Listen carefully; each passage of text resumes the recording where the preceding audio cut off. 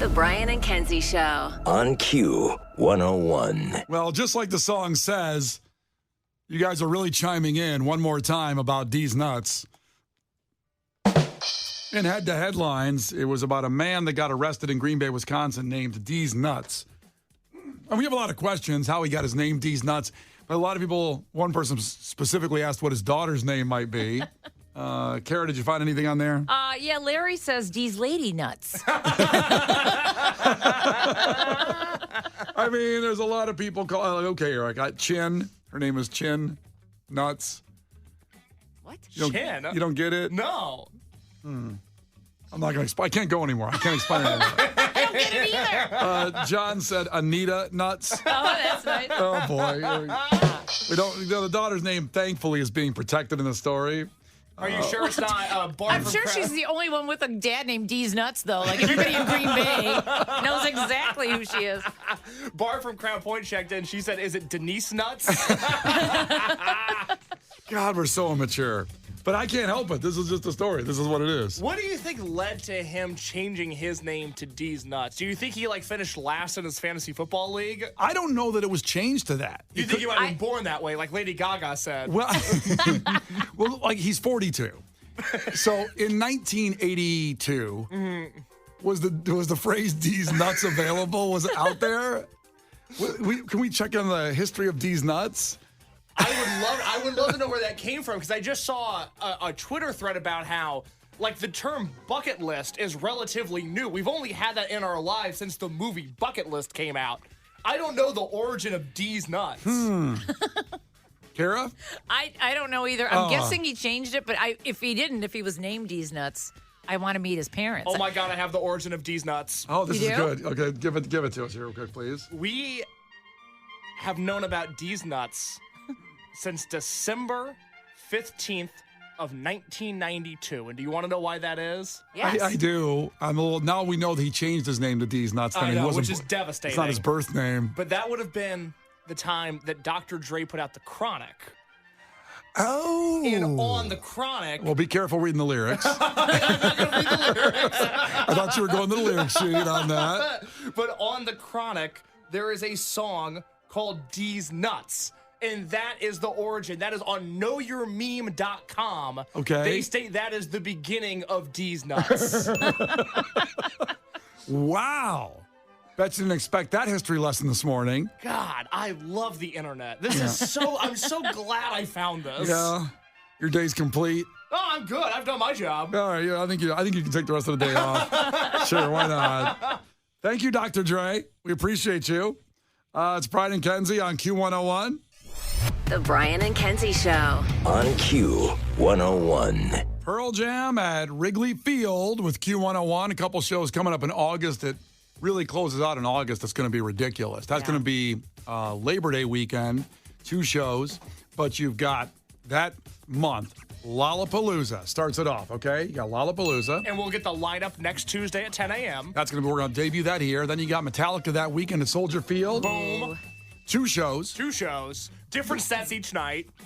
Then you got the Pumpkins, Green Day, and Rancid at Wrigley Field on that Tuesday. After that, Can I get a hell yeah? hell yeah. Oh, I'm sorry, hell yeah. Didn't get the response I wanted. And there's other shows in there. I believe Bush is playing that month as That's well. right.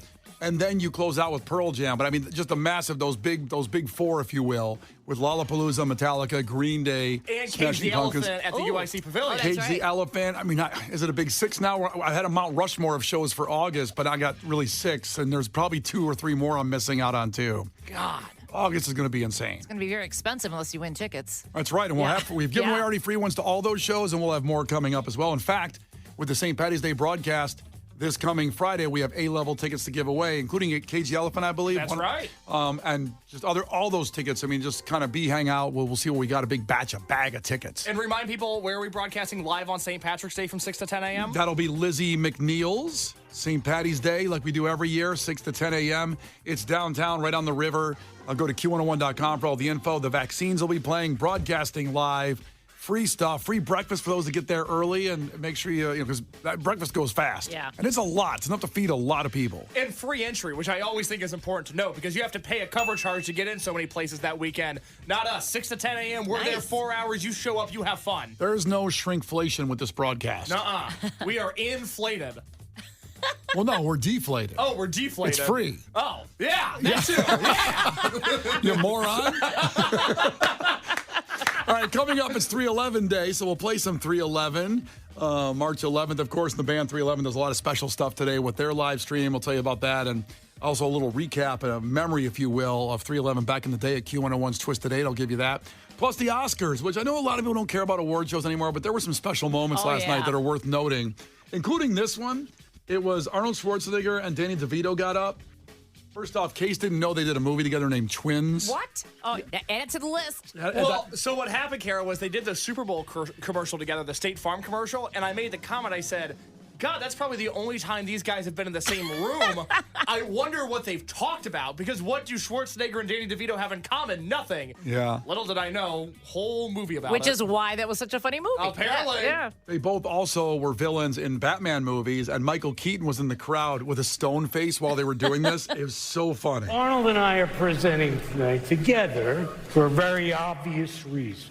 We both tried to kill Batman. Yeah. Yeah. Well, we're going to try. I as the Penguin in Batman Returns. And I was Mr. Freeze in Batman and Robin. He threw me out a window. Yeah, really. Batman, that son of a bitch. Where is he? Yeah. He's here. I hate him. There he is. He's right here. We're showing Michael Keaton. He's right here. Look. You have a lot of nerve to show your face around Yeah. Son of a You bitch. are a real beak breaker. I'm going to see you after the governor's ball, Better believe it. pal. The Brian and Kenzie Show. On Q101.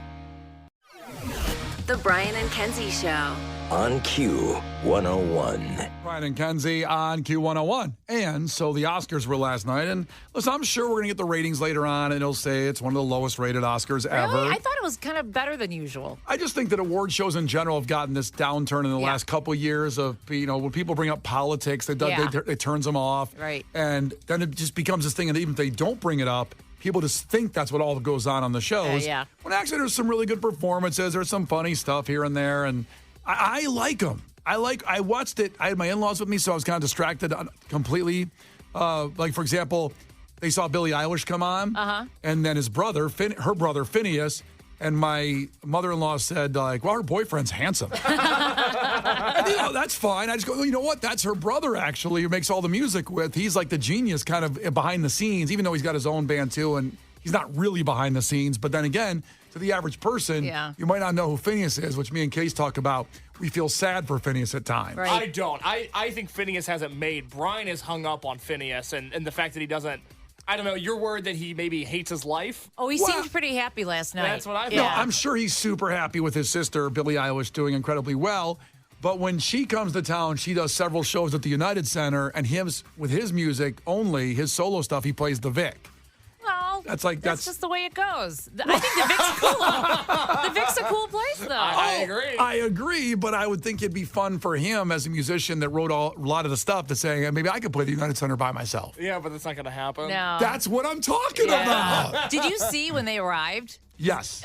She looked like she was going to a job interview at like Nordstrom's. Like she was carrying a little purse. I've never seen her dressed that way. It was like a normal, like yuppie suburban. Well, it was weird. A little bit like a schoolgirl outfit, kind of, right? Yeah. My mother-in-law noticed the Chanel bag in the front, which I guess those cost like 10 grand or 20 grand. Yeah, well, I don't know how much they cost because I don't have one. You don't have a Chanel bag? I don't shock you. I will never carry a purse that can't carry the same amount of money in it that it's worth. Oh, interesting. Yeah. So how much money's in your purse? $20. I can't wait to rob Carol later. Please don't rob Carol when she leaves today. I really need that $20. She needs that. She has to pay for parking. It's not even enough. That won't even cover parking here. It's like $42. So there was a lot of things to talk about last night. I mean, I have not seen this movie, and I'm really a fan of the story and the history, especially Chicago-based, where the atom was first split, right Same. south University of Chicago, underneath the football stadium, the old football stadium. But Oppenheimer won Best Picture, and Al Pacino ruined it for everybody. So you get up there usually, and you go, here's the nominees. And they play a montage of all the movies. It builds up. Everybody gets happy because they see themselves in the movie that's up there. And Al Pacino, instead of doing that, just walked out and did this. I don't know. Did I do some Shakespeare now? I think is in order, right? To be. No, I'm not going to do it. No. Drunk. Well, I was going to say. this is the time for the last award of the evening. And it's my honor to present it. What? 10 wonderful films were nominated, but only one will take the award for Best Picture. And I have to go to the envelope for that. And I will. Here it comes. And my eyes see Oppenheimer. Yes. Listen to the Wait, music. that's how we announced the winner? That's how it is. It sounded like he was guessing. Yeah. So like no one even cheered. They thought he was doing a bit. And then, okay, here's the nominees because you go through it. And he was just like, I got to get home. So here's this. I love Al Pacino. Like so many good movies. But he was just like, whatever's going on here. Okay, it's Oppenheimer. Fine. Let's go home. So I didn't watch. So just to be clear, that audio was him getting on stage and then presenting the award. Nothing was cut. I didn't know that he didn't read the So they nominations. never mentioned Barbie or any of the other movies? Didn't mention anybody. Oh my God. That's all he did. Outstanding. It actually- I did not know that. It's If great. every category did that, it would be so much faster. Except for how he rambled a little bit in there. Yeah. Yeah, everybody does Shakespeare for a second, and then they present the winner. I was waiting for him to go, hoo-ah! Hoo-ah! So Oppenheimer won Best Picture. And Barbie, so they won like 7 awards. Barbie won 1. Yeah. Everybody thought it'd be kind of equal, or maybe Barbie would win more. But I got to make sure I see Oppenheimer now. Me too. I didn't even know that Robert Downey Jr. was in it because I hadn't seen it. I'm like, and I love him. Yeah, so Robert Downey Yeah. Jr. won his first Oscar ever. And Jimmy Kimmel made a joke that people were like kind of going, boo. Because Wait, what did they do? they went, boo. Because I'll tell you, here's part of Jimmy Kimmel's monologue, but there's a part about Robert Downey Jr., if you know his history, had a big drug problem for most of his life. Oh, yeah. Look, kids, it's Barbie and Ken sitting just near each other. Ryan and Margot, I want you to know that even if neither one of you wins an Oscar tonight, you both already won something much more important, the genetic lottery. Ryan, you are so hot. Let's go camping together and not tell our wives. So here's the Robert Downey Jr. This is the highest point of Robert Downey Jr.'s long and illustrious career. Well, one of the highest points. But And Robert Downey Jr. looked at him and kind of go like, But he won, and he deserves it. He's been so much great stuff, and that's his first one as a supporting actor, not even the lead. Did you know that he became sober because Slash told him he had a problem? And he's like, well, if Slash thinks I have a problem, I better do something.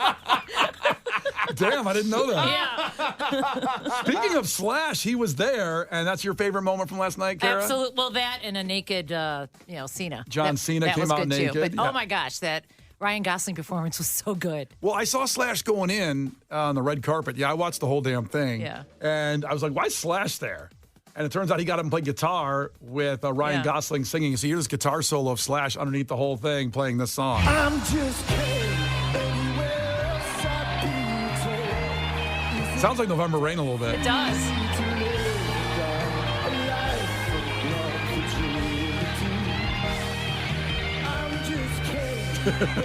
You loved this, didn't you? I loved it. And Wolfgang Van Halen was there, too. He Yeah. actually does play it in the movie, that guitar solo. Wolfgang does? Yeah. I didn't know that. Yep.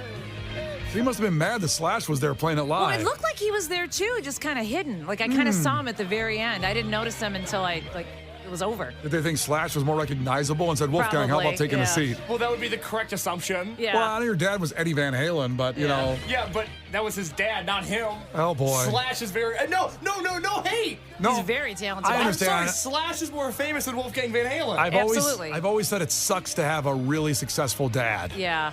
It Why sucks is that? because you can't live up to it. Yeah, but then you can just coast. Well, Michael Jordan's sons are coasting. Yeah, and they're doing pretty well. One of them almost married Larsa Pippen. That's the dream. Almost. So that was the other big point. I'm trying to think of something else we're missing on it, but Billie Eilish was pretty great. Her performance. I'm sorry? Billie Eilish's performance. Billie was Eilish really good. killed it. Yeah. She won an Oscar for the song. That she had a standing ovation on the song, and it was only the second time or first time ever someone's won 2 Oscars at her age. Wow. And they're both for songs. One was for the James Bond song. Yeah, that she did with Johnny Marr from the Smiths, and then she did this one for Barbie. Yeah. Wow. So Oppenheimer cleaned up. You know what's funny is like these other movies. I mean, I didn't even see Oppenheimer, and I wanted to see that. Yeah. I don't even know the other movies. I mean, I've heard of them. You know, like Poor Things. Poor Things is excellent. I want to see it. You saw it? It's on Hulu. It's very, very good. Wait, so you've seen that, but not Shawshank Redemption? Well, it's a new movie. I understand, but you got to start somewhere with the movies that are great. No, that's not how you watch movies. You don't start at the beginning. Yes, you should go. You shouldn't see Poor Things until like 2040. You got to go back. That's the way you do it. By the way, we got the video up there of John Cena on our Facebook page, naked. Oh, yeah. Kara hasn't left our Facebook page in days. The Brian and Kenzie Show. On Q101. Brian and Kenzie on Q101 with just a little bit of an Oscars recap. Some of the audio and some of the winners. And I want to retract my statement to you, Case, that I said you should start with Shawshank Redemption and not watch Poor Things like you've seen that movie. Because someone texted in, you didn't sell it well to me. You said Poor Things, excellent, highly recommend it. I liked it. So Carol in Palatine says Poor Things was good, but it's a lot of sex. Uh-huh. And Emma Stone calls it furious jumping as she does full frontal. Mm-hmm. Why didn't you sell it to me like that? I thought maybe you would just enjoy the artistic expression of the movie. But I had no idea what it's about, and now I still don't, but I know I want to see it. Yeah, but there's Full Frontal and Oppenheimer too, and you haven't seen that. Well, there's also There's a new... Full Frontal, and why didn't anyone tell us that?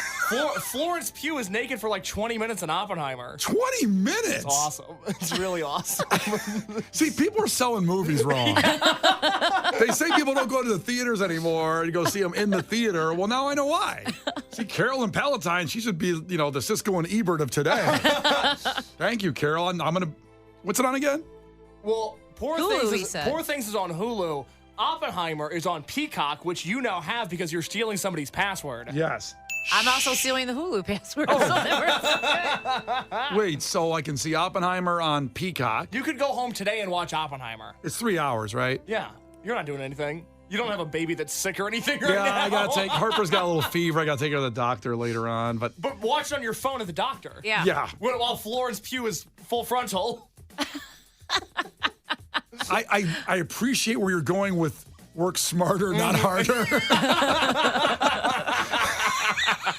But I don't think it's going to work. I don't think that's going to work. Just ask your doctor, like, hey, man, can I airplay this on the TV? Like, I'm kind of in the middle of something. Can you check her ears? Turn her head the other way. Okay.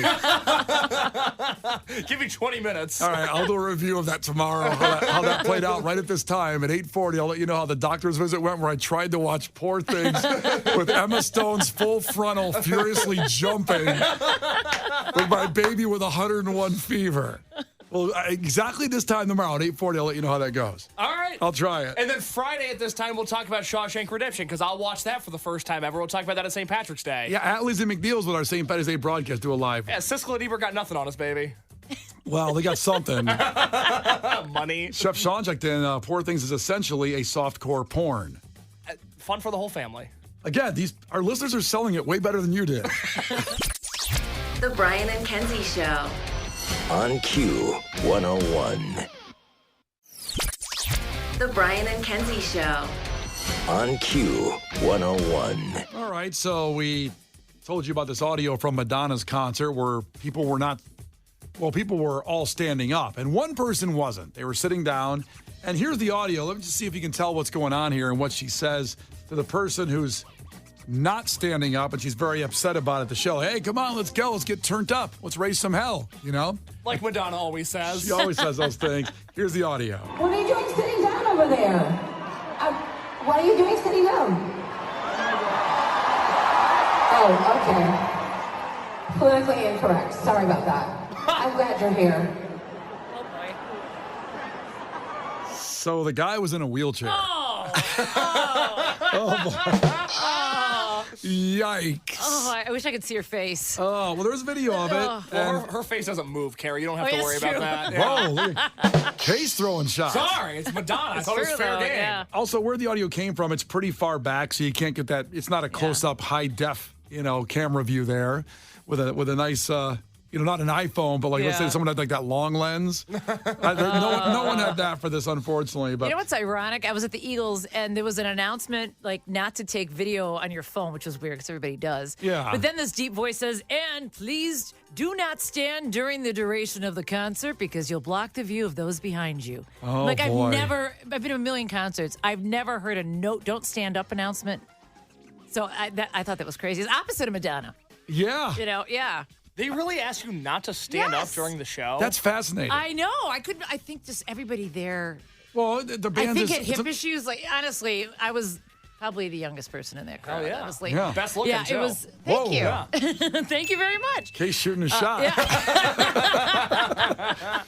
But it was a great show. I was in section 300, but in the front row, so I didn't need to stand. Yeah. And that's kind of why we got those tickets. Now, are you a stander? Like even when people in front of you are sitting, do you stand? Well, it depends. Not normally. If I can see, I'm just so happy because I'm short. So usually I'm standing because I can't see. Even if you're sitting in front of me, I still might be able to not you're see. not blocking anybody. See, No, I'm 6'4" and a quarter. Yeah. When I stand up, I feel like everybody's looking at me and saying, "Tell that a-hole to sit down." Yeah. That's what they are saying. Yeah. Unrelated reasons. I know I am. Yeah. By the way, that guy's tall. He's blocking my view, that a-hole over there. Yeah, I hate it. I do feel like I don't get to enjoy shows sometimes because I block people's view. And yet, I have the best view because of my height. Yeah. So it's a double-edged sword. Right. Well, just let short people like me in front of you. I remember seeing Cheap Trick at the Metro years ago, and I was second row on the balcony, and I could not see a thing because someone like you was in front of me, and I'm like, why not let me stand in front of you? Your chin's above my head. I'm not going to block you. I will. I'm so annoyed.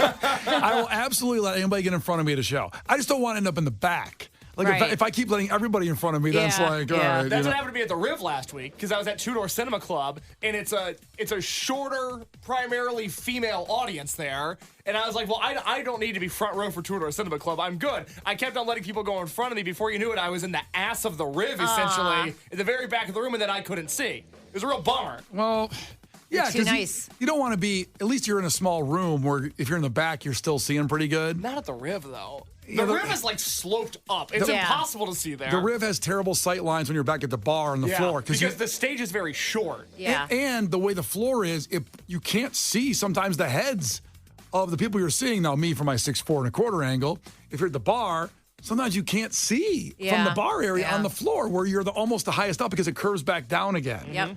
I hate that. I'm Bar in the 6'2". side there. Yeah. Don't go to the bar in the back. Go to the bar in the side. It's better. But the Riv you got to fight Yeah. to get to those side bars. I had vertigo leaving there last week. It was so intense. I felt like I was escaping a war zone. Yeah. I mean, the Riv sounds amazing. Oh, it's awesome. I love It's the sound. beautiful. It's just you got to get there early. That's why that line is always around the block for Right. anybody. Yeah. It doesn't matter who it is. That line's there because people know. And I'm always sitting around the corner looking at the line, having a drink at the bar at the Green Mill or something. Yeah. That's your stool. Yep. Got your stool signed there. Yep. Let's see. Kara's daughter just checked in. Oh, she Jerry. did? Hi, Jerry. She said, I love standing behind tall people. More room to dance. I'm here for the music. Oh. She's calling you out, I think. Yeah. Your daughter is. Well, she is. She That's- is. Yeah. That's great. More people should love to stand behind tall people. As somebody who's 6'2", that's really nice to hear. We should be doing that more often. I just think that I think that's just fascinating. Going back to what you said before about the Eagles, that I want because I had a question on that. So they said nobody stand up during this show. Yes. Now they're pretty old. I get it. And their audience is probably like you said. You were the youngest person there. Yeah. Did the people groan or cheer when that announcement came over? It was silent. I mean, it was before they started playing, and I'm back. Like I said, first row, 300 level, so I didn't see what was going on behind me. Yeah. But people on the main floor did stand at some point. Not as much as you'd think, though. I can't believe there was no reaction. I know. I know. They didn't hear it. They're too old. The Brian and Kenzie Show. On Q 101.